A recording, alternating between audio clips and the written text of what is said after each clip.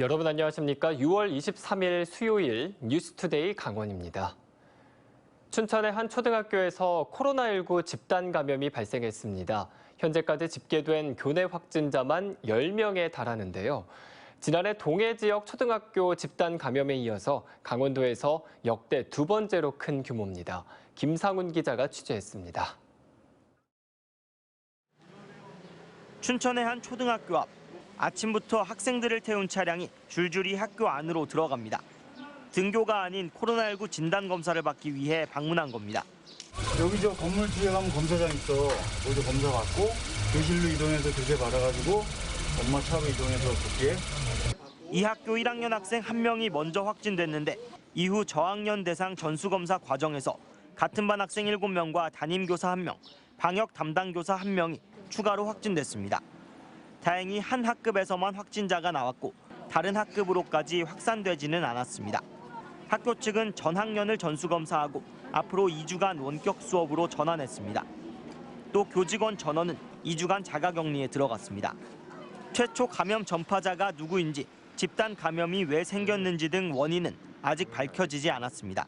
일단 최초 시작한 학생의 감염 경로를 아직 확정을 저희가 짓지 못했습니다. 지표 환자를 지정하지 못한 상태라서 조금 더 조사가 필요합니다. 지난해 12월 동해 지역 학교에서 학생과 교사 등 29명이 확진된 이후 두 번째로 큰 규모여서 지역사회도 비상입니다. 확진자들이 다녀간 학원들에도 불똥이 튀면서 춘천시 보건소는 하루 종일 붐볐습니다. 연관된 학원만 4곳, 밀접 접촉자도 상당수입니다. 수영장에 코로나 걸린 친구가 있어갖고 확진 받으러 왔는데 많이 좀 아플 것 같고 걱정됩니다. 이미 초등생의 친인척 1명까지 추가로 확진돼 학교발 감염이 확산되고 있습니다. 이달 들어서만 강원도 내 학교에서 학생 30명과 교직원 7명이 확진됐습니다. MBC 뉴스 김상훈입니다. 앞서 보신 것처럼 학교 집단 감염이 발생하자 교육당국은 잔뜩 긴장하고 있습니다. 강원도교육청이 다음 달부터 전체 학교 전면 등교를 예고했기 때문인데요. 학교 감염을 최소화하기 위한 교육당국의 대책은 있는지 점검해봤습니다. 허주희 기자입니다. 1, 2학년 전수검사에서 확진 판정을 받은 같은 반 7명의 학생들은 모두 코로나19 증상이 없었습니다. 이 때문에 무증상 감염자가 더 나올지가 이번 학교 내 집단 감염의 확산 여부를 결정짓는 최대 관건입니다. 올해부터 전체 등교 수업을 하던 이 학교는 일단 등교를 중지시켰습니다. 지금 보이는 학교 건물 뒤쪽으로 코로나19 검사가 진행되고 있습니다. 교사와 학생 모두 2주간 자가격리에 들어가면서 원격 수업으로 전환됐습니다. 학교 현장이 이처럼 감염에 노출돼 있지만 교사들의 백신 접종은 더디기만 합니다. 초등학교 1, 2학년 교사들 가운데 30세 미만에게만 백신 접종이 이뤄지면서 대부분의 교사들은 다음 달이 돼야 백신을 맞게 됩니다. 이번에 확진된 1학년 담임교사도 아직 백신을 맞지 못했습니다. 다음 달 전체 학교 등교 수업을 앞둔 학부모들은 걱정이 이만저만 아닙니다. 당장 7월 1일부터 이제 전면 확대돼가지고 인원 제한 없이 풀린다고 하는데 지금 춘천처럼 계속 확산되는 분위기 속에서 우려감이 굉장히 표해지고요. 하지만 강원도 교육청은 다음 달 전면 등교 방침에 변화가 없다고 거듭 밝혔습니다. 다만 춘천시 거리두기 단계 상향 여부와 학교 전수검사 결과에 따라 다시 논의하겠다고 여지를 남겼습니다. 아울러 인근의 감염 위험 지역 2개 학교부터 선제 전수검사를 실시하겠다고 덧붙였습니다. 하지만 무증상 감염자를 가려내는 건 현실적으로 어렵습니다. 무증상 감염자에 의한 전파를 막기 위해 현 대응 매뉴얼 보완을 추진하겠습니다. 강원도 교육청은 일단 교내 방역 인력을 지금보다 230명 더 늘려 2,370명으로 확대하고 찾아가는 진단버스를 도입해 학교 내 집단 감염을 최대한 막겠다고 밝혔습니다. MBC 뉴스 허주입니다. 부동산 투기와 관련해 석 달째 수사를 벌이고 있는 강원경찰이 영월군 소속 공직자 2명에 대해 구속영장을 신청했습니다. 강원경찰청 부동산 투기 전담 특별수사대는 부패방지법 위반 혐의로 영월군청 소속 현직 간부 공무원 1명과 영월군 시설관리공단 이사장에 대해 구속영장을 신청했습니다. 경찰은 이들이 토목부서에 근무할 당시 내부 정보를 활용해 도시계획도로 건설 예정지를 매입해 사익을 챙긴 것으로 보고 있습니다. 춘천에서 코로나19 확진자가 급증하자 춘천시가 임시 선별진료소 추가 설치 등의 대책을 내놨습니다. 춘천시는 브리핑을 통해 나흘 동안 30명 이상의 확진자가 발생해 상당히 위급한 상황이라며 봄내체육관 뒤편에 승차 진료 방식의 임시 선별 진료소를 설치하겠다고 밝혔습니다. 또 감염 경로가 불분명한 확진자의 경우 역학조사 기간을 증상 발현 2일 전이 아닌 5일 전으로 확대할 방침입니다. 춘천시는 앞으로 확산세가 이어지면 현재 1.5단계인 사회적 거리두기 단계를 상향할 수 있다고 밝혔습니다. 영월군의 코로나19 출입 확인 수단인 안심콜이 100만 콜을 돌파했습니다. 영월군은 지난해 12월 7일 선제적으로 도입한 안심콜이 하루 평균 4,000에서 5,000회의 사용 횟수로 서비스 개시 6개월 만에 100만 건을 돌파했다고 밝혔습니다.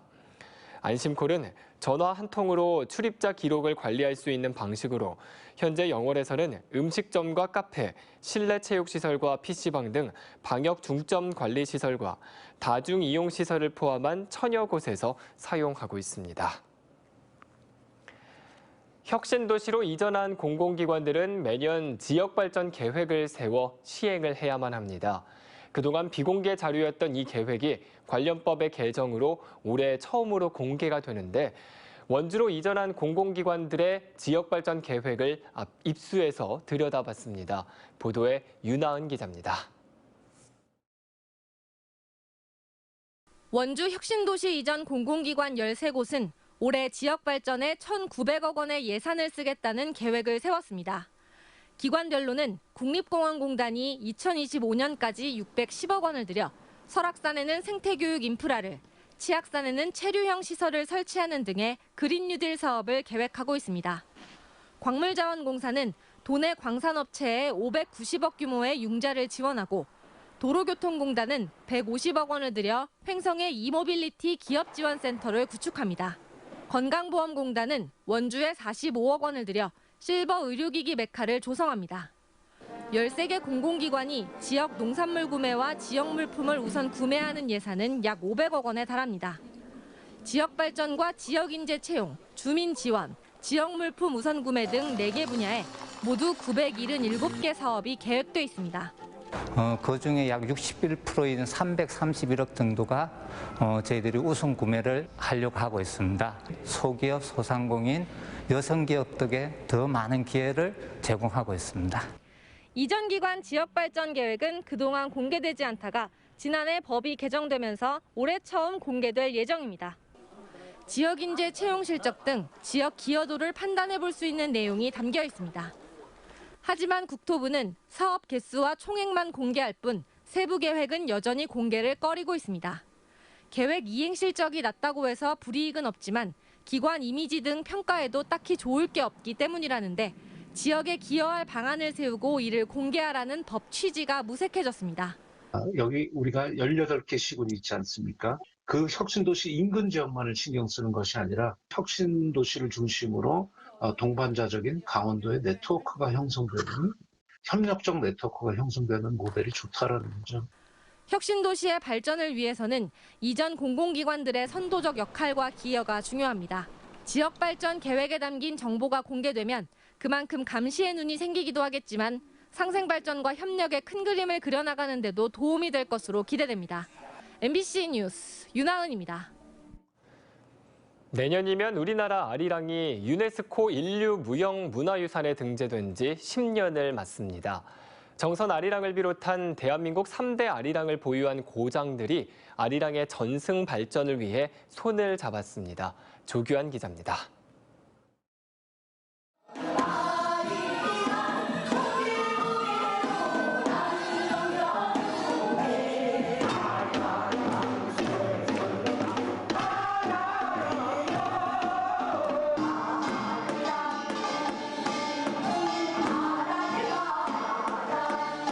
대한민국 3대 아리랑 가락이 같은 장소에서 울려 퍼집니다. 한민족의 한과 흥이 함께 어우러진 구성진 가락이 감동을 선사합니다. 정선군과 경남 밀양시, 전남 진도군 등 3개 지자체가 아리랑 전승 발전을 위해 공동협의체를 구성했습니다.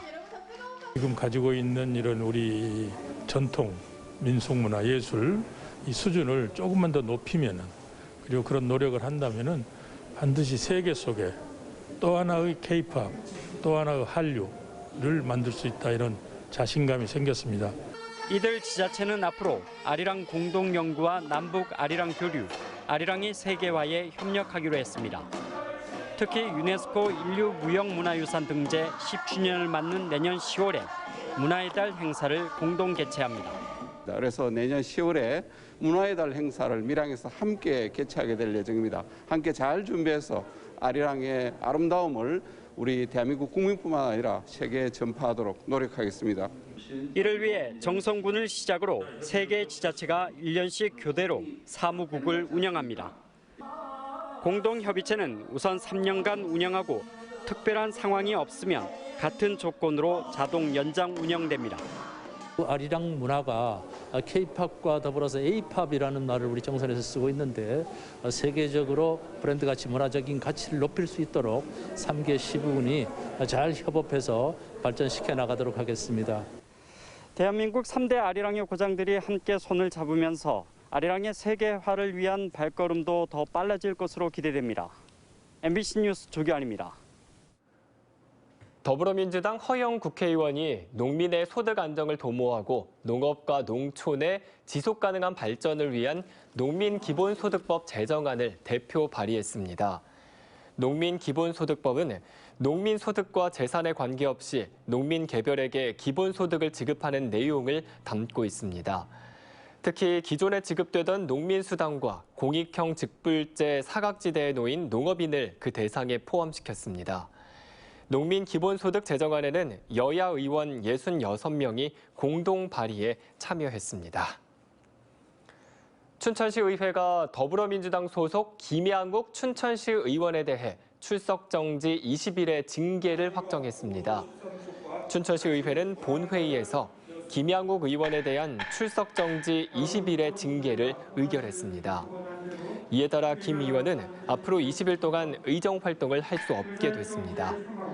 김양욱 의원은 의원의 가족이 운영하는 업체를 자진 신고해야 하는 규정을 지키지 않았고, 해당 업체는 춘천시와 모두 3건의 계약을 맺어 물의를 빚은 바 있습니다.